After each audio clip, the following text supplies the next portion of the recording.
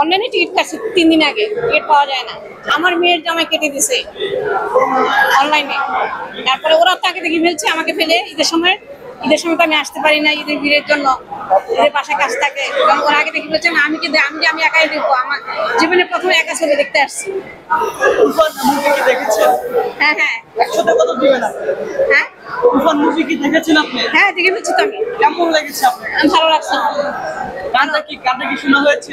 গানটা সারাদিন আমি টিভি, আমার ঘরে বাসার বড় টিভি আছে তো। একটু শোনান আমাদেরকে। না, আমি তো গানের সুর জানি না।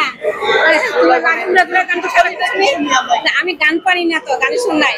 উড়া গানটা আমি সারাদিনই দেখি। আর যে দুষ্ট কুকি সারাদিনই শুনি গানগুলো। আমি আমাদের শোনান। গান তো পারি না আমি, আমার গান খুব পছন্দ করি, কিন্তু আমি আমার গানে কোনো শোর হয় না। আমি সোনার বাংলা জাতীয় সঙ্গীত গাইতে পারি না।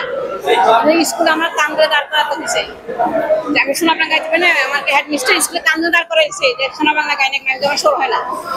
শাকিব খানের মুভি দেখেছেন, 100-র মধ্যে কত দিবেন? এখন 100-তে 100 দিব, কিন্তু আগে কখনো দেখি নাই।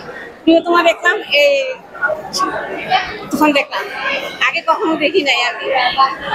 ধন্যবাদ।